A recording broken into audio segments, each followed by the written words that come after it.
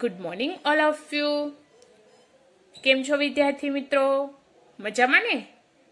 આજે આપણે ભણીશું વિષય સામાજિક વિજ્ઞાન, ચેપ્ટર નંબર 8, જેનું નામ છે કુદરતી સંસાધનો. મિત્રો, આગળના વિડીયોમાં આપણે એ ચેપ્ટરમાં સંસાધન એટલે શું એની સમજ મેળવી ગયા છીએ. છતાંય ફરી હું તમને આ સંસાધન એટલે શું એ તાજું કરાવી દઉં. સંસાધન કોને કહેવાય?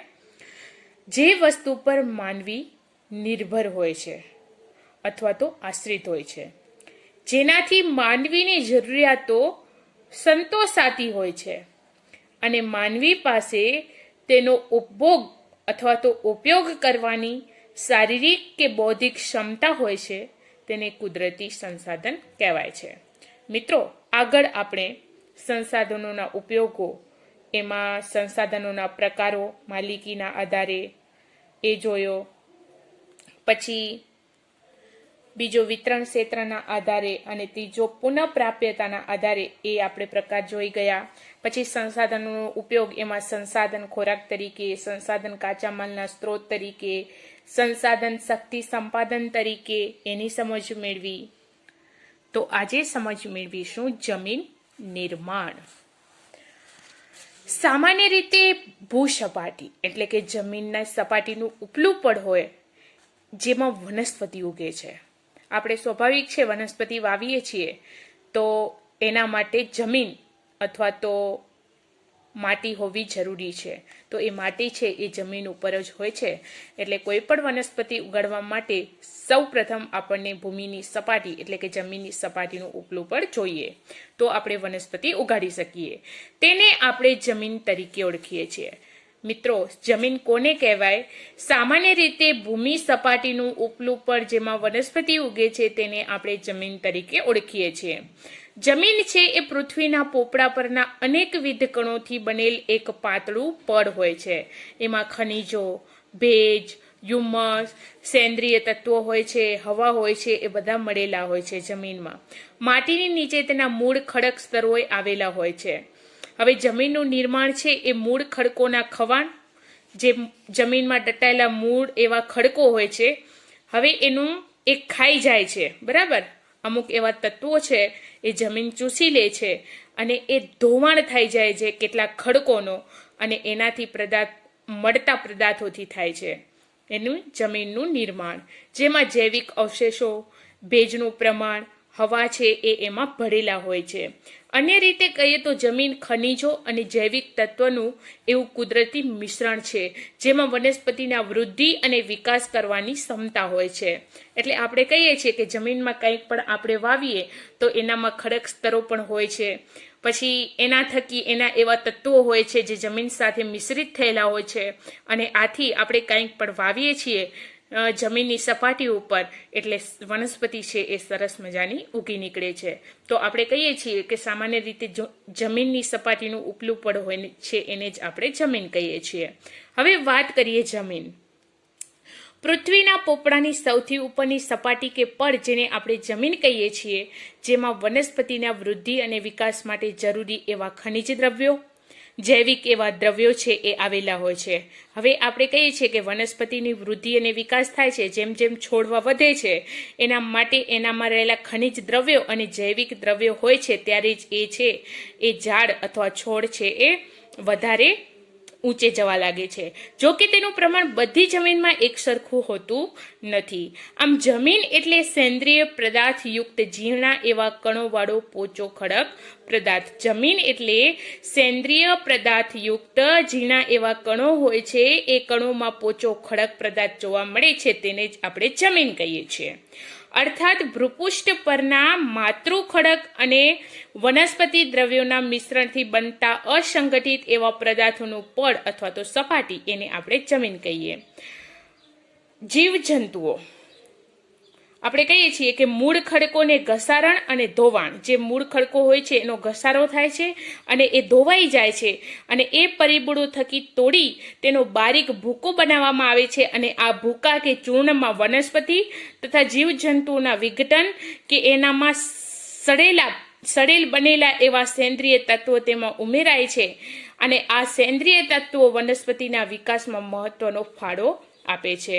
જમીન નિર્માણના સમયગાળાના સંદર્ભમાં જે તે આબોહવાની અસર એટલી મહત્વપૂર્ણ અને વ્યાપક હોય છે કે તે આબોહવાવાળા પ્રદેશોમાં ભિન્ન ભિન્ન એટલે અલગ અલગ પ્રકારના ખડકોમાંથી બનતી જમીન હોય એ લાંબા સમયગાળા માટે એક જ પ્રકારની હોય છે.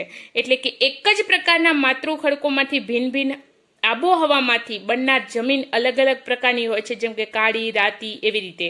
હવે જમીનના પ્રકાર તેના રંગ ઉપર, તેની આબોહવા, માતૃ એના ખડકો, કણની રચનાની ફળદ્રુપતા જેવી બાબતોને ધ્યાનમાં રાખીને પાડવામાં આવે છે જમીનના પ્રકાર.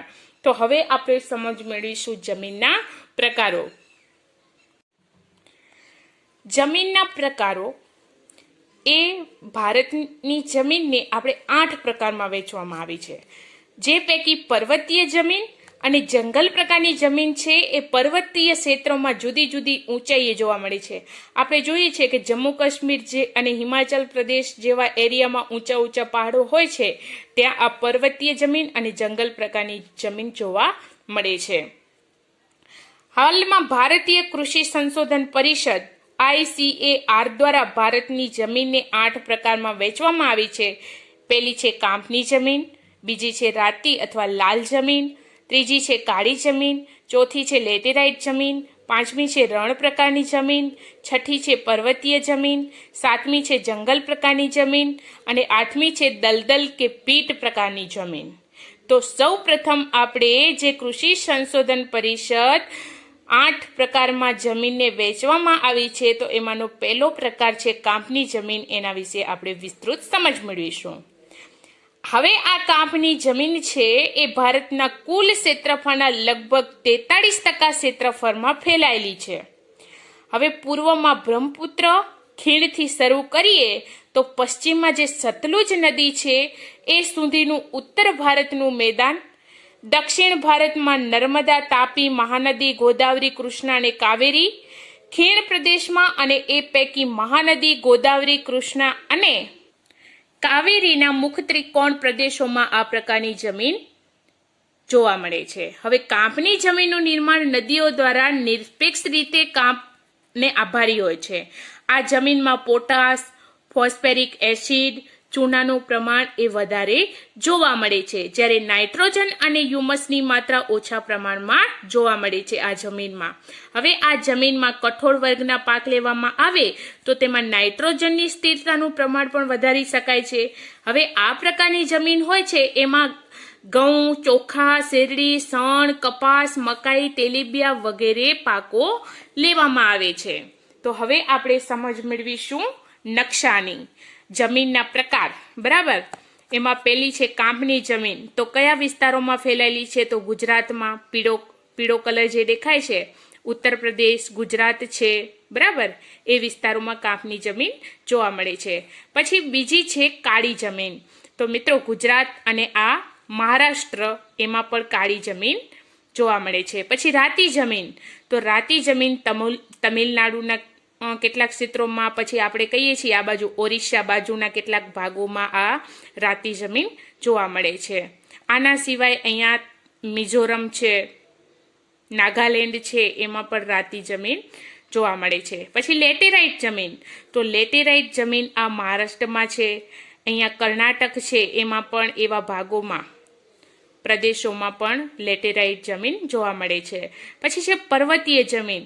તો આ આપણે કહીએ છીએ કે હિમાચલ પ્રદેશ હોય, જમ્મુ કાશ્મીરના એવા પર્વતીય તળેટીઓ હોય, પર્વતો હોય, ત્યાં આ પર્વતીય પ્રકારની જમીન જોવા મળે છે. અને છેલ્લી છે રણ પ્રકારની જમીન. જે બ્લુ દેખાય છે એ બ્લુ છે એ રાજસ્થાનમાં, તો રાજસ્થાનમાં રણ પ્રકારની જમીન જોવા મળે છે. તો આ પહેલો પોઈન્ટ કાંપની જમીન, એના વિશે સમજ મેળવી. હવે આપણે સમજ મેળવીશું રાતી અથવા લાલ જમીન. રાતી અથવા લાલ જમીન ભારતના કુલ ક્ષેત્રફળના લગભગ 19% ક્ષેત્રફળમાં ફેલાયેલી છે. એટલે કુલ ક્ષેત્રફળ છે એનો લગભગ 19% ક્ષેત્રફળમાં રાતી જમીન ફેલાયેલી છે. હવે દક્ષિણના દ્વીપકલ્પમાં તમિલનાડુથી માંડીને ઉત્તરમાં જે બુંદેલખંડ છે ત્યાં સુધી અને પૂર્વની વાત કરીએ તો પૂર્વમાં રાજમહેલની જે ટેકરીઓ છે એ ટેકરીઓની અને પશ્ચિમમાં વાત કરીએ તો આપણા કચ્છ સુધી રાતી જમીન ફેલાયેલી છે એટલે કે વિસ્તરેલી છે. રાજસ્થાનમાં કેટલાક એવા વિસ્તારો છે એમાં આ લાલ જમીન અથવા તો રાતી જમીન છે એ જોવા મળે છે. હવે આ રાતી જમીનમાં ફેરિક ઓક્સાઇડની હાજરી હોય છે, એના કારણે તેનો રંગ છે એ લાલ અથવા તો રાતો બને છે તથા તે નીચે જતા પીળા રંગમાં ફેરવાઈ જાય છે. હવે આ જમીનોમાં ચૂનો, કાંકરા, કાર્બોનેટ મળી આવતા નથી. કઈ જમીનમાં? રાતી જમીનમાં. મોટે ભાગે આ જમીનમાં મેગ્નેશિયમ, ફોસ્ફેટ, નાઇટ્રોજન અને પોટાશની ઉણપ એટલે કે ખામી જોવા મળે છે. એટલે આ વસ્તુઓ બધી છે, મેગ્નેશિયમ, નાઇટ્રોજન, પોટાશ, એ ઓછા ભાગમાં જોવા મળે છે. હવે આ પ્રકારની જમીનમાં બાજરી, કપાસ, ઘઉં, જુવાર, અળસી, મગફળી, બટાટા એ બધા પાક લેવામાં આવે છે. કઈ જમીનમાં? રાતી જમીનમાં. તો આ જે પિક્ચર દેખાય છે એ માટી દેખાય છે એ રાતી જમીન છે એટલે કે લાલ કલરની છે. હવે સમજ મેળવીશું કાળી જમીન. કાળી અથવા રેગુર જમીન એટલે કે કાળી જમીનને રેગુર જમીન પણ કહેવામાં આવે છે. હવે એ રેગુર જમીન ભારતના કુલ ક્ષેત્રફળના લગભગ 15% ક્ષેત્રફળમાં ફેલાયેલી છે. જે આપણે કહીએ છીએ કે રાતી જમીનથી ઓછા ક્ષેત્રફળમાં છે કાળી જમીન ફેલાયેલી. હવે આ જમીનનો ઉદ્ભવ દખ્ખણના લાવાના પથરાવવા થયો છે. આ જમીનનો ઉદ્ભવ ક્યાંથી થયો છે? દખ્ખણના એવા લાવાના વિસ્તારો છે એમાંથી થયો છે. હવે સમગ્ર મહારાષ્ટ્ર એટલે મુંબઈ, પશ્ચિમ મધ્યપ્રદેશ, આંધ્રપ્રદેશ અને કર્ણાટકનો કેટલોક ભાગ છે એ વગેરે જગ્યાએ આ કાળી જમીન જોવા મળે છે. ગુજરાતમાં સુરતમાં, ભરૂચ, નર્મદા, વડોદરા, તાપી, ડાંગ જિલ્લાની જમીન આ કાળી જમીન છે. હવે આ જમીનના નિર્માણમાં લાવિક ખડકો અને આબોહવાની ભૂમિકા એટલે કે આબોહવાનો ફાળો મુખ્ય હોય છે. લોહ, ચૂનો, કેલ્શિયમ, પોટાશ, એલ્યુમિનિયમ, મેગ્નેશિયમ, કાર્બોનેટનું પ્રમાણ પણ વધુ આ કાળી જમીનમાં જોવા મળે છે. અને આ કાળી જમીનની ફળદ્રુપતા છે એ પણ સારી ગણાય છે એટલે કે કાળી જમીનમાં સરસ મજાનો પાક ઉગે છે. હવે આ જમીનની ભેજને સંગ્રહણ શક્તિ ઘણી વધારે હોય છે. આ જમીનની ભેજ સંગ્રહણ શક્તિ એટલે કે આપણે કહીએ છીએ કે ભેજનું પ્રમાણ વધુ હોય છે, પરંતુ વરસાદ ન પડે, ઓછી પડે પછી એ જમીન છે એ ભેજ વગરની હોય ત્યારે ફાટી નીકળે છે. જ્યારે ભેજ સુકાઈ જાય તેમાં ત્યારે ફાટો કે તિરાડો પડે છે. તો તમે જોઈ શકો છો જ્યારે ભેજનું પ્રમાણ સુકાઈ જાય છે, પાણી સુકાઈ જાય છે અને ભેજ વિહીન હોય છે ત્યારે આવા ફાટા અથવા તો તિરાડો મોટી મોટી આ કાળી જમીનમાં પડી જાય છે. આ પ્રકારની જમીનમાં કપાસ, અળસી, સરસવ, મગફળી, તમાકુ, અડદ જેવા કઠોળ વર્ગના પાકો પણ લેવામાં આવે છે. કપાસના પાકને વિશેષ અનુકૂળ હોવાથી આ જમીન છે એ કપાસની જમીન તરીકે પણ ઓળખવામાં આવે છે. હવે વાત કરીએ ચોથો પોઈન્ટ, લેટેરાઇટ કે પડખાઉ જમીન. આ જમીનનું નામ લેટિન ભાષાના શબ્દ લેટર એટલે કે ઇન્ટ પરથી પડ્યું છે. તેનો લાલ રંગ છે એ લોહ ઓક્સાઇડના કારણે હોય છે. હવે આ જમીન ભીની થાય ત્યારે માખણ જેવી મુલાયમ અને સુકાય ત્યારે સખત બની જાય છે.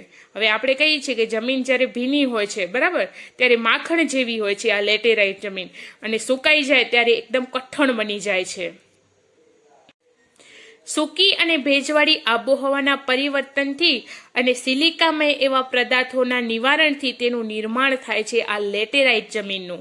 હવે ભારતીય દ્વિકલ્પીય ઉચ્ચ પ્રદેશોવાળા ઊંચાણવાળા જે ભાગો હોય છે એમાં આ જમીન વિકસિત થઈ ગયેલી હોય છે એ જોવા મળે છે.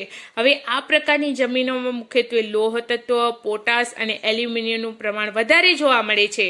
અને આવા જમીન છે એ આ જમીન લેટેરાઇટ જમીન છે એ ઓછી ફળદ્રુપ હોય છે. એનામાં ફળદ્રુપતા વધારે જોવા મળતી નથી. પણ તેમાં ખાતરો નાખીને લોકો કપાસ, ડાંગર, રાગી, શેરડી, ચા, કોફી, કાજુ વગેરેના પાક લે છે. હવે આ જમીનને પડખાઉ જમીન તરીકે પણ ઓળખવામાં આવે છે. હવે વાત કરીશું પાંચમો પોઈન્ટ, રણ પ્રકારની જમીન. મિત્રો, તમને ખ્યાલ જ છે, રણ પ્રકારની જમીન એ રાજસ્થાન જેવા વિસ્તારોમાં ફેલાયેલી હોય. હવે આ જમીન સૂકી અને અર્ધ સૂકી આબોહવાની પરિસ્થિતિમાં જોવા મળે છે.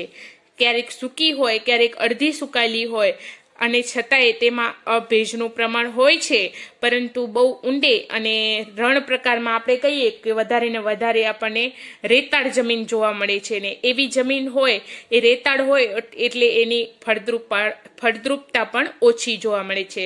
તેમાં દ્રાવ્ય ક્ષારોનું પણ પ્રમાણ વધારે જોવા મળે છે. આ પ્રકારની જમીન રાજસ્થાનમાં, હરિયાણામાં અને દક્ષિણ પંજાબના કેટલાક એવા વિસ્તારોમાં જોવા મળે છે. કઈ જમીન? રણ પ્રકારની જમીન. ગુજરાતમાં આ પ્રકારની જમીન છે એ કચ્છ, એટલે કચ્છમાં, ઉત્તર ગુજરાત અને કેટલાક આપણે કહીએ કે સૌરાષ્ટ્રના, ગુજરાતમાં સૌરાષ્ટ્રના કેટલાક એવા વિસ્તારોમાં રણ પ્રકારની જમીન જોવા મળે છે. આપણા કચ્છમાં પણ રણ પ્રકારની જમીન છે. સિંચાઈની સુવિધાઓથી તેમાં બાજરી, જુવારનો પાક લેવાય છે, એટલે કે સિંચાઈની સુવિધાઓ લોકો લે અને પછી તેમાં બાજરી અને જુવારનો પણ પાક લે છે. કેવી જમીનમાં? રણ પ્રકારની જમીનમાં. છઠ્ઠો પોઈન્ટ છે પર્વતીય જમીન. હવે આપણે જોઈએ છીએ કે માઉન્ટ એવરેસ્ટ જેવા પહાડો, હિમાલયની ખીણો, એવા ઢોળાવો, ક્ષેત્રોવાળી ઊંચા ડુંગરો હોય છે, ત્યાં પર્વતો ઉપર પણ લોકો પાકનું વાવેતર કરે છે. હવે આ જમીન છે એ હિમાલયની ખીણો અને ઢોળાવોના ક્ષેત્રોમાં 27 મીટરથી 3000 મીટર સુધીની ઊંચાઈ ઉપર જોવા મળે છે. આવી જમીનો, તેનું સ્તર પાતળું હોય છે અને અપરિપક્વ હોય છે, પાકેલું હોતું નથી. અસમ, દાર્જિલિંગ, ઉત્તરાખંડ, હિમાચલ પ્રદેશ, કાશ્મીરમાં આવી પર્વતીય જમીન જોવા મળે છે. હિમાલયના સામાન્ય ઊંચાઈના ભાગોમાં દેવદાર, ચીડ અને પાઇનના વૃક્ષોના વિસ્તારોમાં આ પ્રકારની જમીનો જોવા મળે છે. હવે એ સામાન્ય ઊંચાઈના ભાગોમાં દેવદાર અને ચીડના વૃક્ષોનું વાવેતર કરવામાં આવે છે અને એ વૃક્ષોનો વિસ્તાર પણ વધારે પર્વતીય જમીન ઉપર જોવા મળે છે. હવે સાતમો પોઈન્ટ, જંગલ પ્રકારની જમીન. આ પ્રકારની જમીન હિમાલયના એવા શંકુદ્રુમ જંગલોમાં 3000 મીટરથી 3100 મીટરની ઊંચાઈ વચ્ચે તથા સહ્યાદ્રી, પૂર્વ ઘાટ અને મધ્ય હિમાલયના જે તરાઈના ક્ષેત્રો છે તેમાં આવેલી છે આ જંગલ પ્રકારની જમીન. હવે એ વૃક્ષોનું આકાર પણ આપણે કહીએ ઊંચા, આડા, જાડા એવા હોય છે, પરંતુ જે હિમાલયના શંકુદ્રુમ એવા જંગલો હોય છે, શંકુ આકારના જંગલો. હવે વૃક્ષોના ખરેલા પાંદડાથી ભૂમિની સપાટી ઢંકાયેલી હોય છે. વૃક્ષો એટલા ખરે છે કે જમીન આપણને દેખાય નહીં, જમીન ઢંકાયેલી દેખાય છે. અને તે પાંદડા સડાઈ જાય એટલે સેન્દ્રિય દ્રવ્યોનું પ્રમાણ વધી જાય અને જમીનનો ઉપરનો ભાગ છે એ કાળો બની જાય છે. જ્યારે એ પાંદડા સડે છે ત્યારે જે જમીન તળમાં એટલે નીચેની તરફ જતા ભૂરા કે લાલ રંગમાં ફેરવાઈ જાય છે. હવે આ જમીનમાં ચા, કોફી, તેજાના ઉપરાંત ઘઉં, મકાઈ, જવ, ડાંગર જેવા પાકો લેવામાં આવે છે. આ જમીન અત્યંત મર્યાદિત ક્ષેત્રો ધરાવે છે, એટલે મર્યાદિત પ્રમાણમાં, નહીં બહુ વધારે, નહીં ઓછા એમ. હવે આઠમું છેલ્લો ટોપિક, દલદલ કે પીટ પ્રકારની જમીન. આ પ્રકારની જમીન ભેજવાળા વિસ્તારોમાં જૈવિક પદાર્થોના સંચયથી વિકસે છે. વર્ષા ઋતુ દરમિયાન આ જમીન પાણીમાં ડૂબેલી હોય છે અને પાણી ઓસરતા, પાણી જ્યારે ઓસરી જાય, ઓછું થઈ જાય ત્યારે તેમાં ડાંગરની ખેતી કરવામાં આવે છે, એટલે કે ચોખા વાવવામાં આવે છે. હવે આ જમીનમાં જૈવિક પદાર્થો અને ક્ષારોની બહુલતા તથા ફોસ્ફેટ અને પોટાશની અલ્પતા ઓછું જોવા મળે છે. એમાં પોટાશ અને ફોસ્ફેટ. આવી જમીન ઓડિશા, પશ્ચિમ બંગાળ, તમિલનાડુના કિનારાના ભાગો ઉપર, ઉત્તર બિહારનો મધ્ય ભાગ ઉપર, ઉત્તરાખંડના અલ્મોડા એવા જિલ્લાઓમાં આ દલદલ કે પીટ પ્રકારની જમીન જોવા મળે છે. આ જમીનનું ક્ષેત્ર છે એ અત્યંત મર્યાદિત વ્યાપ ધરાવે છે. એનું ક્ષેત્ર છે એ મર્યાદિત પ્રમાણમાં હોય છે, બહુ વધારે નહીં ને બહુ ઓછું નહીં. તો આ 8 જોયા જમીનના પ્રકાર. હવે આપણે આગળ સમજ મેળવીશું જમીનનું ધોવાણ. હવે ધોવાણ એટલે શું? તો આપણે કહીએ કે ધોવાણ એટલે જમીનના કણોનું ગતિશીલ હવા કે પાણી દ્વારા એક સ્થળેથી બીજા સ્થળે સ્થળાંતરિત થવો. બરાબર? આપણે કહીએ કે આપણે કોઈ મકાન છે પૂર આવે છે એટલે આપણને એ ગામમાંથી મકાનમાંથી આપણને ખાલી કરવું પડે છે, એક જગ્યાએથી બીજી જગ્યાએ જવું પડે છે. તો એ આપણે કહીએ કે આપણે સ્થળાંતર કર્યું કહેવાય, એમ કે એક સ્થળેથી બીજે સ્થળે ગયા. તો અહીંયા જમીનનું પણ એવું છે કે જમીનના જે કણો હશે એ હવા અને પાણી દ્વારા એક સ્થળેથી બીજા સ્થળે એ જમીન છે એ ચાલી જશે, સ્થળાંતરિત થઈ જશે. અને એ રીતે કહીએ તો ઉપલો જમીનનું કણો હોય છે, ઉપરના જમીનના કણો હોય છે, એ ઝડપથી કુદરતી બળો દ્વારા અન્યત્ર સ્થળાંતર થઈ જાય છે, બીજી જગ્યાએ વયા જાય છે એના કણો. તેની ઉપરનું પડ બનતા વર્ષો લાગી જાય છે. હવે તેના જમીન કણો ભારે વરસાદ કે તોફાની એવા પવનો આવે તો થોડાક દિવસો ખેંચાઈ જાય તો ખેત ઉત્પાદન ઘટી જાય છે, એવામાં કાંઈ પાક થતું નથી. હવે આ પડ છે એની જાળવણી ખેતી માટે બહુ જ જરૂરી હોય છે, કારણ કે પડ હોય તો જ આપણે એ ખેતી માટે કંઈક પણ પાક વાવી શકીએ. તો એની જાળવણી કરવી જરૂરી છે.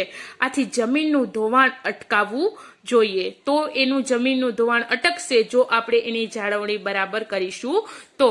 હવે જ્યારે પૂર આવે છે, કંઈક પણ અતિવૃષ્ટિ થાય છે, તોફાની પવનો આવે છે અને ઉપરથી આપણે કહીએ છીએ કે એના કણો છે એ ઢસડાઈ જાય છે, ત્યારે આવી જમીનોમાં ખાડા ખાબોચિયા અને આવા તિરાડો પડી જાય છે. તો આ બધી જમીનોનું ધોવાણ થઈ જાય છે એટલે પાક છે એ બરાબર થઈ શકતું નથી, એને સુધારતા પણ વાર લાગે છે. જમીન ધોવાણ અટકાવવાના ઉપાયો, કેવી રીતે એનું જમીનનું ધોવાણ અટકાવી શકાય? તો એના માટેના ઉપાયો છે કે જમીન ઉપર જે ચરાણ પ્રવૃત્તિઓ છે એને નિયંત્રણમાં લેવાની. જમીનો ઉપર જે ચરાણ પ્રવૃત્તિઓ એટલે ઢોર રાખડ છે એને ચરાવવા માટે ન દેવું, કારણ કે કેટલાક પ્રાણીઓ હોય એ ખાડા કરી નાખે કે હાલીને એ બધી એની તળ છે એ તોડી નાખે. એટલે જમીન પરની જે ચરાણ પ્રવૃત્તિઓ હોય એ નિયંત્રણમાં રાખવાની. પછી ઢોળાવવાળી જમીનો હોય એમાં સમોચ્ચ રેખીય પગથિયાની તરાથી વાવેતર કરવું, એટલે વચ્ચે વચ્ચે પગથિયા હોય તો એ રીતે વાવેતર કરીએ તો ડાયરેક્ટ ખાડા થાય નહીં. પછી પડતર જમીનો હોય એમને એમ પડી હોય પડતર જમીનોમાં તો એમાં વૃક્ષારોપણનું વાવેતર કરી દેવું. પછી પાણીના વેડા પડેલા હોય ત્યાં આડબંધ બનાવી દેવા. આપણે કહીએ છીએ કે પાણી વહેતું હોય, બરાબર, વહેતું હોય એટલે આપણે કહીએ છીએ કે ડુંગર ઉપર આપણે જમીન હોય અને આપણે પાક વાવીએ તો વચ્ચે છે ને જ્યાં પાણીના વેડા હોય ને ત્યાં આડબંધ એટલે વચ્ચે એવી પારીઓ બનાવી દેવાની. જો અહીંયા દેખાય છે આવી પારીઓ બનાવી દઈએ એટલે ખાડા ઓછા થાય, એટલે એની સંભાવના બહુ જ ઓછી રહે. પાણીનો વેગ ધીમો પાડવા માટે ઢાળવાળા ખેતરમાં ઊંડી ખેડ કરવાની, એટલે જ્યાં પાણી આવે છે વેગથી તો અહીંયા ધીમું થઈ જાય પાણીનો પ્રવાહ, એટલે ઢાળવાળા જે ખેતરો હોય એનામાં ઊંડી ખેડ કરી નાખીએ તો પાણી બધું છે એ ત્યાં જ ચૂસાઈ જાય, એટલે ખાડા પડે નહીં. તો મિત્રો એવી પણ ખેડ થાય છે કે જ્યાં જમીન છે એ વચ્ચે વચ્ચે અહીંયા શું થાય છે તો આડબંધ દે છે પથ્થરોથી, એટલે ડાયરેક્ટ એનો વેગ છે એ ઝડપથી આવે એટલે ખાડા ન થાય. વચ્ચે વચ્ચે અહીંયા હોય એટલે અટકી જાય, વળી એમ પાણી પડે. તો એવી રીતે આપણે છે કે જમીન ધોવાણ અટકાવવાના ઉપાયો આપણે હાથ ધરી શકીએ. પછી છે ભૂમિ સંરક્ષણ એટલે જમીનનું સંરક્ષણ. ભૂમિ સંરક્ષણ એટલે જમીનનું ધોવાણ રોકીને જમીનની ગુણવત્તા જાળવવી તે. હવે જમીન સંરક્ષણનો સીધો સંબંધ માટીના કણોની પોતાની મૂળ જગ્યાએ એ જાળવી રાખવા સાથેનો છે. આપણે જમીનનું સંરક્ષણ કરવું જોઈએ તો જ આપણે એ માટીના કણો છે એ પોતાની મૂળ જગ્યાએ રોકાઈ જાય, નહીતર એ પાણી આવતું હોય એટલે એ માટીના કણો છે એ દૂર ખસેડાઈ જાય. દુનિયામાં વિવિધ જગ્યાએ જે તે સ્થાન અને સમસ્યાને અનુરૂપ ઉપાયો પ્રયોજવામાં આવે છે, બરાબર. હવે જો જમીનનું સંરક્ષણ ન થાય તો તેનાથી પૂરની શક્યતાઓ વધતા જાનમાલની સલામતીના જોખમો ઊભા થાય છે. આમ ભૂમિ સંરક્ષણ અત્યંત જરૂરી હોય છે. મિત્રો, ભૂમિ સંરક્ષણ માટેની કેટલીક પદ્ધતિઓ હોય છે, આપણે જોઈશું કે આ સપાટી છે, સપાટી પરથી પાણી વહેતું જાય. હવે આ ખેતરો છે આપણે કહીએ કે ઢાળવાળા હોય એટલે પાણી છે એ ઢોળા ઉપરથી ઝડપથી પાણી વહી જાય છે. પછી ઢોળા ઉપર કરેલા સમોચ્ચ ક્યારીઓમાં રોકાતું પાણી, તો મોટાભાગનું પાણી તેમાં સંગ્રહાય છે. તો જેમ આપણે કહીએ કે આવા ઢોળા ઉપર ક્યારીઓ હોય તો વચ્ચે વચ્ચે જે બંધ હોય એવા તો એ અહીંયા પાણી છે એ રોકાઈ જાય છે, તો જમીન છે એ પોતાના નીચે એના માં જમીન છે એ ચૂસશે પાણી એને, એટલે મોટા ભાગનું પાણી તેમાં સંગ્રહ થઈ જાય છે ક્યારીઓમાં, એટલે નીચે ડાયરેક્ટ વહી જતું નથી, એટલે નીચે વહી જાય એટલે જમીનને મળે નહીં, ચૂસાય નહીં પાણી, એટલે તેમાં પાક પણ સારો થાય નહીં. પછી ઝડપથી વહેતું પાણી જમીનમાં ખૂબ જ ઓછું ઉતરે છે. આપણે કહીએ સ્વાભાવિક છે કે એવા ઢોળાવવાળા હોય તો ઢોળાવવાળા ખેતરો જોઈએ નહીં, જમીન એવી જોઈએ નહીં, કારણ કે આપણે કાંઈક પણ વાવીએ તો એને મૂળ સુધી પાણી મળી શકે નહીં, એટલે ઝડપથી વહેતું પાણી હોય તો જમીનમાં ખૂબ જ ઓછું ઉતરે છે. જ્યારે વચ્ચે આડબંધ કે એવી ક્યારીઓ મૂકવામાં આવે તો એ પાણી છે એ નીચે સુધી ફેલાઈ શકે છે, તળિયા સુધી. પછી ઢોળા ઉપર રોકેલું પાણી ધીમે ધીમે જમીનમાં ઉતરીને ભૂગર્ભ જળ સ્તરને ઊંચે લાવે છે. આપણે કહીએ છીએ કે સીધું આમ હશે, બરાબર, ઝડપથી હશે ને ઢોળાવવાળું હશે તો પાણી વહી જશે, પણ ઢોળા ઉપર વચ્ચે વચ્ચે એવા આડક્યારાને બાંધેલા હશે તો પાણી રોકાઈ જશે અને ધીમે ધીમે જમીનમાં ઉતરશે. આ તમને દેખાય છે ઉતરે છે, અને જે ભૂગર્ભ જળ જમીનની નીચેનો સ્તર હોય છે એને ઊંચે લાવે છે, એટલે ફળદ્રુપતા વધી જાય છે અને પાક પણ સારો થાય છે. તો આપણને આવી રીતે જમીનનું સંરક્ષણ કરવું જોઈએ અને પાણી છે એ રોકાય એવા ઉપાયો હાથ ધરવાના. પછી ભૂમિ સંરક્ષણના ઉપાયો, જમીનના સંરક્ષણના ઉપાયો શું શું કરવાનું? તો જંગલોના આચ્છાદનને કારણે તેના મૂળ છે એ જમીન કળોને જકડી રાખે. પછી નદીના કોતરો હોય અને પહાડી ઢોળા ઉપર વૃક્ષારોપણ કરવાનું. નદીના કોતરો હોય અને પહાડો ઉપર ઢોળાઓ હોય, ઢાળ હોય તો એનામાં વૃક્ષારોપણ કરી દેવાનું.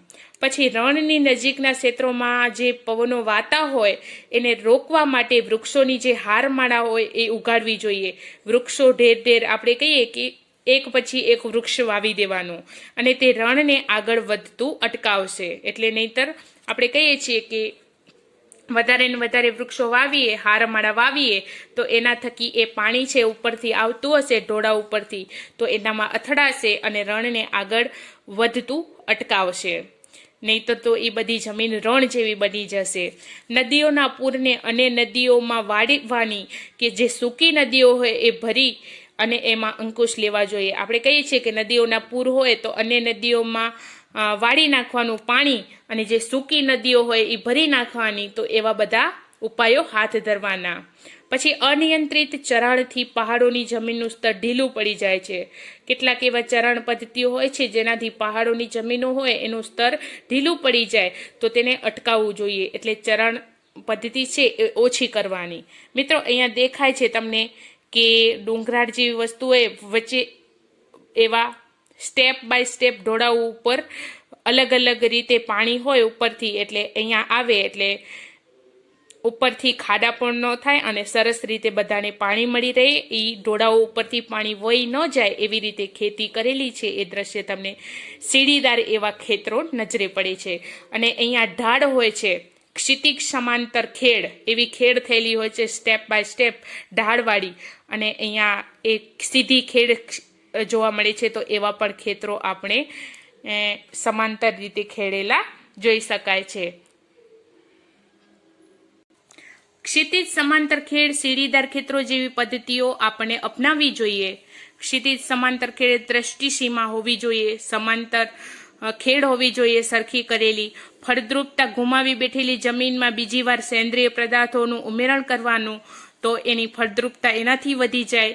હવે એ ઉપરોક્ત ઉપાયો કરવાથી જમીનનું સંરક્ષણ પણ કરી શકાય છે, જાળવણી પણ કરી શકાય છે. જમીનનું સંરક્ષણ આજની ખાસી એવી તાતી જરૂરિયાત છે.